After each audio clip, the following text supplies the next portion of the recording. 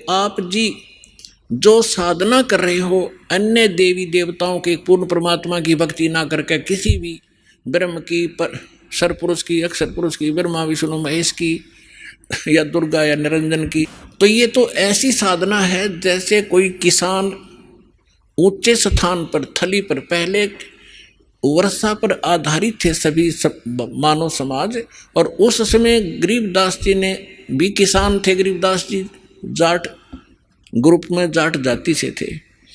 और अपने वहाँ के साथी जो किसान थे उनको भी समझाना था। इसलिए बता रहे हैं कि जो मैं भक्ति बता रहा हूँ जिस भगवान की, उसकी साधना ना करके आप अन्य जो साधना कर रहे हो ऐसी है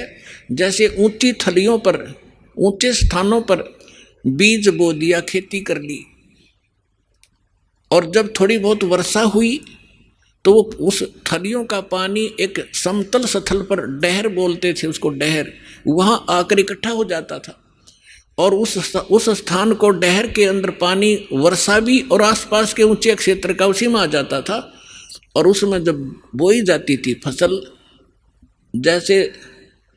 ऊंची थलियों पर बोई हुई तो वो होती ही नहीं थी, और डहर में बीजा हुआ 1 एकड़ में मनमाने 50 मन कनक हो जाती थी, और ऊंची थलियों पर 2 मन की भी नहीं होती थी मुश्किल से। तो क्या बताते हैं गरीबदास साहब जी, एक फॉर एग्जाम्पल बता रहे हैं कि तुम ऊंची थलियां खेती बो भूल गए निज डेरे नु, इस परम पिता परमात्मा सतपुरुष कबीर साहब की भक्ति ना करके आप अन्य देवी देवताओं की भक्ति करके ऐसी लाभ उठा रहे हो जैसे ऊंची थली पर खेती करने वाले किसान को कोई लाभ नहीं होता। और जो डहर में बीज बोता है, प्रयत्न दोनों एक जैसा ही करते हैं, तो उस डहर वाली यानी उपजाऊ जमीन में और समतल जमीन में घना लाभ होता है। तो ये समझाना चाहते हैं कि जो साधना हम बताते हैं वो तो डहर समझो। अब फिर बताते हैं,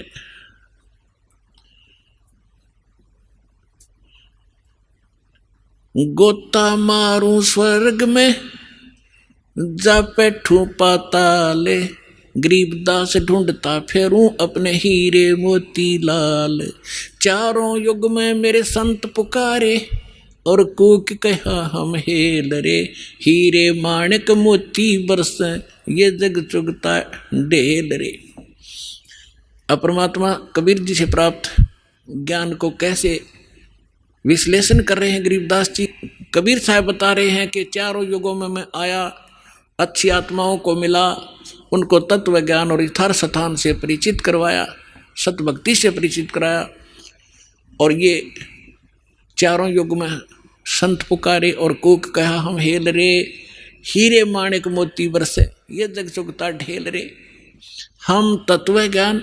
और यथार्थ साधना रूपी हीरे मोती लालों को बखेर रहे हैं, और आप जी इस ज्ञान से परिचित ना होने के कारण इन लाल और हीरे मोतियों को ग्रहण ना करके कंकर पत्थर, आन उपासना रूपी कंकर पत्थर इकट्ठे कर रहे हो, जो तुम्हें बाद में कोई लाभ नहीं देगी।